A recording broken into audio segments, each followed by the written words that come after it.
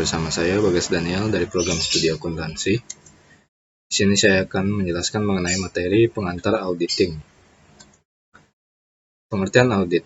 Pengertian auditing menurut Conrad didefinisikan sebagai suatu proses sistematis untuk secara objektif mendapatkan dan mengevaluasi bukti mengenai asersi tentang kegiatan-kegiatan dan kejadian-kejadian ekonomi untuk meyakinkan tingkat keterkaitan antara asersi tersebut dan kriteria yang telah ditetapkan dan mengkomunikasi hasilnya kepada pihak-pihak yang berkepentingan. Ditarik kesimpulan bahwa auditing adalah suatu pemeriksaan dan pengevaluasi yang dilakukan untuk memperoleh bukti-bukti atas informasi untuk dapat memberikan pendapat kewajaran atas laporan keuangan. Manfaat audit. Manfaat audit dibagi menjadi bagian dasar yang menikmati manfaat audit, yaitu yang pertama bagi pihak yang diaudit. Yang pertama menambah integritas laporan keuangannya sehingga laporan tersebut bisa dipercaya untuk kepentingan pihak luar entitas seperti pemegang saham, kreditor, pemerintah, dan lain-lain. Yang berikutnya mencegah dan menemukan fraud yang dilakukan oleh manajemen perusahaan yang diaudit. Yang berikutnya memberikan dasar yang dapat lebih dipercaya untuk penyiapan surat pemberitahuan pajak yang diserahkan kepada pemerintah. Yang berikutnya membuka pintu bagi masuknya sumber pembiayaan dari luar. Dan yang berikutnya menyingkap kesalahan dan penyimpangan moneter dalam catatan keuangan. Yang kedua, bagi anggota lain dalam dunia usaha, memberikan dasar yang lebih meyakinkan para kreditur atau para rekanan untuk mengambil keputusan pemberian kredit. Memberikan dasar yang lebih meyakinkan kepada perusahaan asuransi untuk menyelesaikan klaim atas kerugian yang diasuransikan. Memberikan dasar terpercaya kepada para investor dan calon investor untuk menilai prestasi investasi dan kepengurusan manajemen. Memberikan dasar yang objektif kepada serikat buruh dan pihak yang diaudit untuk menyelesaikan sengketa mengenai upah dan tunjangan. Yang berikutnya memberi dasar yang independen kepada pembeli maupun penjual untuk menentukan syarat penjualan, pembelian, dan penggabungan perusahaan. Yang ketiga, bagi badan pemerintah dan orang-orang yang bergerak di bidang hukum, memberikan tambahan kejelasan yang independen tentang ketelitian dan jaminan laporan keuangan.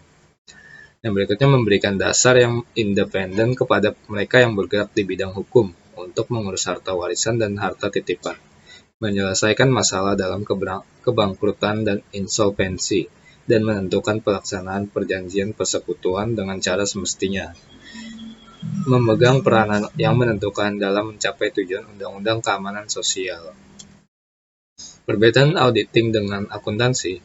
Accounting adalah proses pencatatan, pengklasifikasian, dan pengikhtisaran informasi ekonomi dalam bentuk financial statement. Auditing adalah proses pengumpulan dan pengevaluasian bukti-bukti atas informasi untuk menentukan dan melaporkan tingkat kesesuaian informasi tersebut dengan kriteria yang ditetapkan. Pentingnya audit. Menurut Sukrisno, audit atas laporan keuangan diperlukan perusahaan yang berbentuk PT. Pemegang saham biasanya 1 tahun sekali dalam rapat umum pemegang saham. Para pemegang saham akan meminta pertanggungjawaban manajemen perusahaan dalam bentuk laporan keuangan. Laporan keuangan yang merupakan tanggung jawab manajemen perlu diaudit oleh kantor akuntan publik yang merupakan pihak ketiga yang independen, karena jika tidak diaudit ada kemungkinan bahwa laporan keuangan tersebut mengandung kesalahan baik disengaja maupun tidak disengaja. Jika laporan keuangan sudah diaudit dan mendapat opini wajar tanpa pengecualian dari KAP, berarti pengguna laporan keuangan bisa yakin bahwa laporan keuangan tersebut bebas dari salah saji yang material dan disajikan berdasarkan prinsip umum akuntansi di Indonesia. Mulai dari tahun 2001, perusahaan yang asetnya 25 miliar ke atas harus memasukkan audit financial statement ke Departemen Perdagangan dan Perindustrian. Perusahaan yang sudah go public harus memasukkan audit laporan keuangan ke Bapepam LK paling lambat 90 hari setelah tahun buku. SPT yang didukung oleh audit laporan keuangan lebih dipercaya oleh pihak pajak dibandingkan dengan laporan keuangan yang belum diaudit. Jenis-jenis audit. Jenis audit ditinjau dari luasnya pemeriksaan. Audit bisa dibedakan atas dua jenis, yaitu yang pertama general audit, pemeriksaan umum, yaitu suatu kegiatan pemeriksaan yang dilakukan oleh auditor independen di KAP dengan tujuan memberikan pendapat kewajaran atas laporan keuangan keseluruhan dengan memperhatikan standar profesional, akuntan publik, dan kode etik IAE. Special audit, pemeriksaan khusus, yaitu suatu pemeriksaan secara ruang lingkup khusus yang sifatnya terbatas yang dilakukan oleh auditor independen di sebuah KAP dan pada akhirnya auditor tidak perlu memberikan pendapat laporan keuangan tersebut.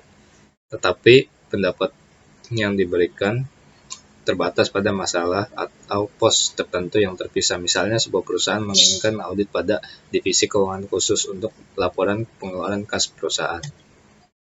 Jenis audit ditinjau dari pemeriksaannya yaitu yang pertama audit laporan keuangan.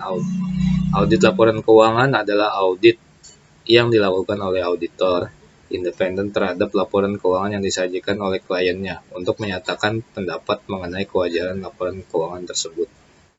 Yang kedua, audit kepatuhan.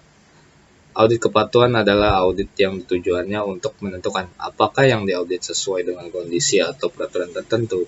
Hasil audit kepatuhan umumnya dilaporkan kepada pihak yang berwenang membuat kriteria. Audit kepatuhan banyak dijumpai oleh pemerintahan. Yang ketiga, audit operasional. Audit operasional merupakan review secara sistematik kegiatan organisasi atau bagian daripadanya dalam hubungannya dengan tujuan tertentu.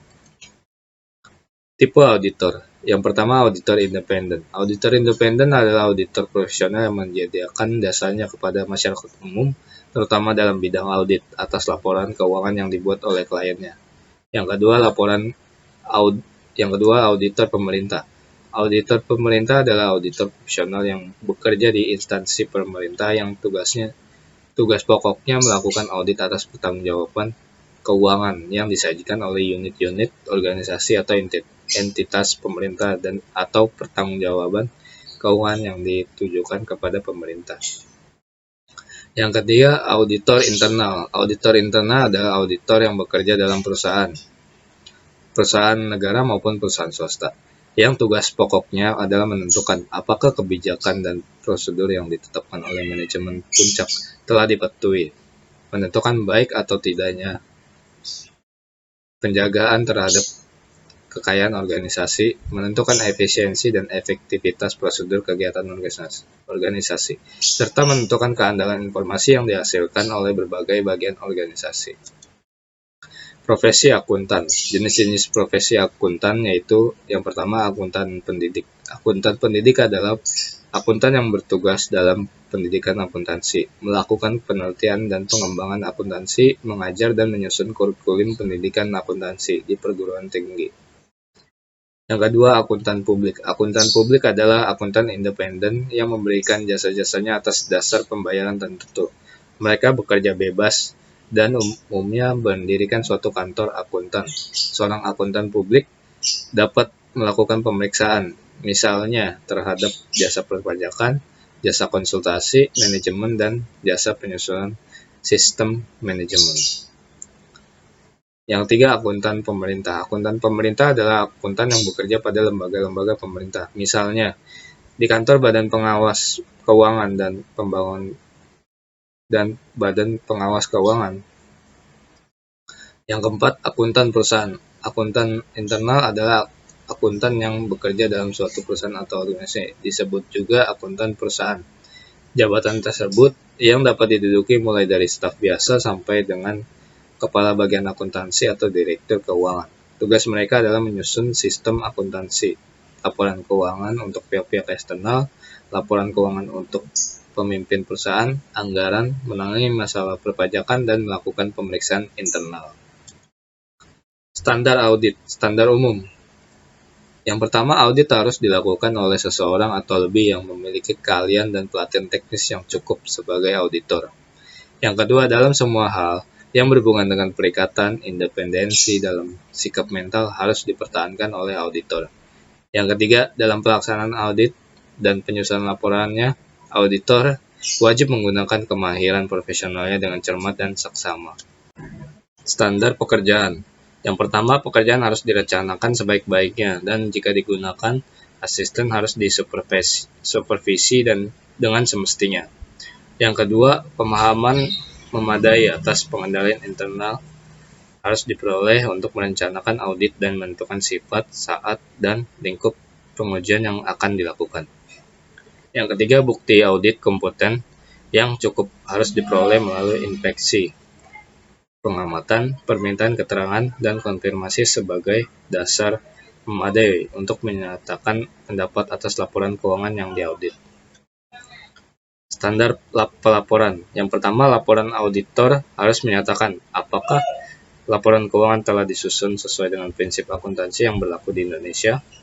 Yang kedua, laporan auditor harus menunjukkan atau menyatakan jika ada ketidakkonsistenan penerapan prinsip akuntansi dalam penyusunan laporan keuangan periode berjalan dibandingkan dengan penerapan prinsip akuntansi tersebut dalam periode sebelumnya.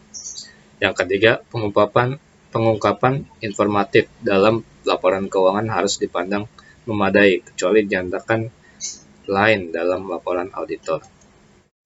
Yang keempat, laporan auditor harus memuat suatu pernyataan pendapat mengenai laporan keuangan secara keseluruhan atau assertion bahwa pernyataan demikian tidak dapat diberikan.